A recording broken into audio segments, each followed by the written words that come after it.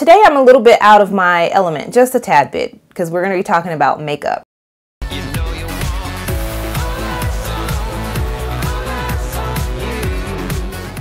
Now, I'll be the first to tell you I am not a makeup artist and I'm not trying to be, but I can do a good beat down on my own face. Probably can't tell you how to do a beat down on yours, but I really wanted to review a couple foundations that I picked up the other day.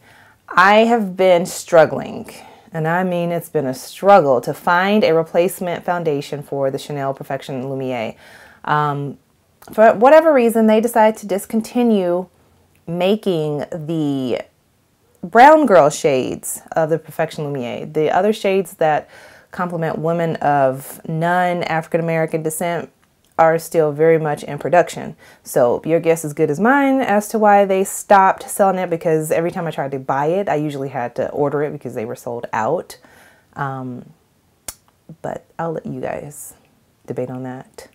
I'd been listening to quite a few people and suggestions wise as to what to pick up, and a couple people, actually a few people, have recommended the Giorgio Armani foundation.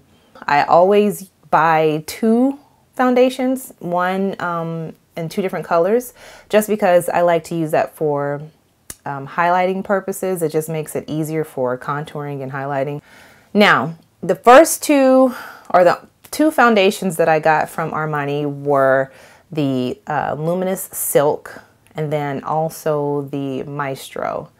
Now, the Maestro is the one that goes from liquid to powder. I like the liquid to powder. I have it on now. I also have the Luminous Silk on. This is not the actual foundation. This is how the foundation looks under my normal everyday routine. It looks okay. I'm not mad at it, but I feel like I have to fight with the silk a lot more. It's sheer, and they were very upfront and said, yeah, this is a sheer foundation. If you're used to full coverage, you're probably not going to like it. I don't like it as much. Now, that doesn't mean that you probably won't. It's a good texture, in my opinion. I just found it very difficult to work with. The other foundation I picked up was by Kevyn Aucoin. I've used one of his products before for contouring. You know, I wanted something that was really rich and creamy. It's hard to find a good dark chocolate color that has yellow undertone and not red, because I have yellow. The reds don't really do that well for me. So his has a balance of red and yellow in this SX16, and I've used this for a while. I know you probably can't see this, but I'll show you a picture of it. Okay, Tiara says it's good. It's a really beautiful color. I have not used this all over my face, like full cover, like full foundation wise. So I'm about to do that now. I'm going to take this Giorgio Armani off first, and then I'm going to apply the Kevyn Aucoin, and we will do a side by side and see what the difference is.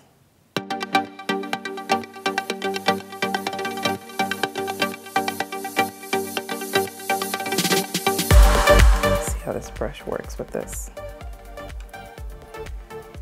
Ooh, girl. Gold. I like how this goes on. Oh my goodness. Y'all, we're experiencing this together for the first time. I kid you not, I've never done a full face of makeup in Kevyn Aucoin. Look how little bit I used on my hand and how much it spread. That's insane.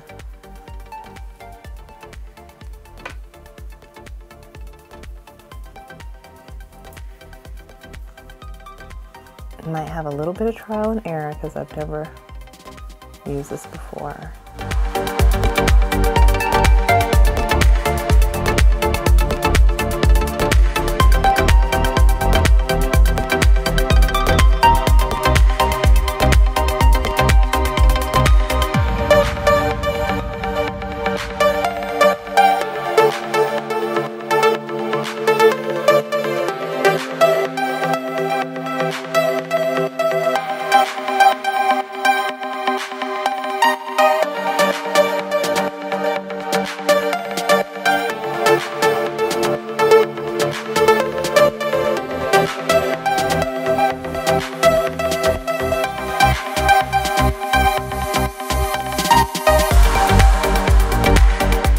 I'm not doing any steps different than what I did with the Armani. I'm just putting on my, what I like to call my other accessories on top of the foundation.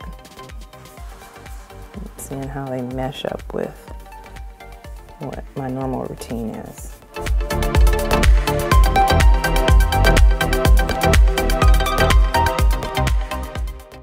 I think it looks good on camera from what I can see on the monitor.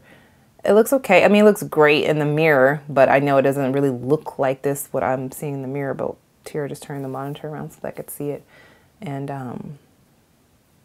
I like it. I'm not even, this is not like even halfway down. Like if I was gonna really beat my face down, you know, I would do the eyes and some lashes and, you know, a little extra contouring and all that stuff. But for this just to be very minimal beat down, I'd say I like it. 2 thumbs up. Now we're gonna do a side by side and you have to let me know what you think. So this is what the Kevyn Aucoin looks like. Of course, it's layered with my accessories that I call them, like my blush and loose powder and highlighter and stuff like that. I just want to give you an idea of what this looked like in comparison to the Giorgio Armani, which I also did the same amount of extra accessories. So I actually want you to tell me what you think the difference is. Which one do you like more? Are they pretty much the same? Do you see a big difference? Or maybe you have some questions or stuff. You can put that in the comment section. But I'm really interested to know what you guys think, because what I see in my mirror and what you guys see on the camera is a lot different, just due to lighting variations. So if you would, let me know what it looks like, because you guys would be like the other eyes looking at me if I were out and about, you know, just like if I did my makeup in a bathroom. You don't always know what how other people see you. Personally, just my own 2 cents about the Kevyn Aucoin. I really like the way the makeup goes on. I have to play with it a bit. I probably should have gotten one shade darker, but that's okay because I have the 3 pods now. So I just mix them. That was a lot of work to do, but this is definitely a makeup that you would use if you're like walking a red carpet or you going to some fancy event, or maybe, you know, celebrating your birthday, something special. You know, if you're crazy like me, you'd wear this to the grocery store. Like, I don't see what's wrong with that. I like it. I don't think it's too heavy. I think it probably looks heavier than what it is. Even the application, I think that the makeup will last a very long time, because you have to use so little of it. In fact, I almost use too much, and I can see how that could be a problem. So if you're going to try the Kevyn Aucoin, make sure you get color matched properly. If you do what I do and you get 2 pods, you know, for your highlighting and contouring, then you're pretty safe, because you can mix to get your exact match, perfect shade. I like both of the foundations. I really wasn't a fan of the Luminous Silk. That's just my personal preference, because I don't really like sheer. You might like it. I think the texture of it felt really nice, and I like the concept of it, but it was not for me because I like a more full coverage. The Maestro by Giorgio Armani, I did like that one. I think the texture of it and the finished product was like really smooth. It looked like I already had powder on, which is what I like, before I did anything else. I just wish that Maestro came in a lighter shade that would complement my skin tone without being so pink. So that's my only downside to that one. The Kevyn Aucoin, it's like, yes, yes, you better get it, Kevyn. It's a beat down for sure. Tara was going through all these pictures of women that were wearing Kevyn Aucoin makeup, and honey, what were they, TT? They were beat. They were beat. Tara said they were beat.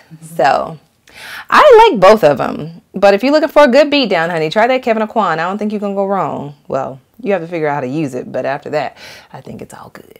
That's it. I'm just running my mouth now. This video is going to be like probably 1,800 minutes. So be sure to like this video if you liked it. If you didn't, don't do anything, please. I'll have something better next week, hopefully, that you like. And of course, as always, please subscribe to this channel. I'll see y'all next time. Bye. Tara said bye. Bye.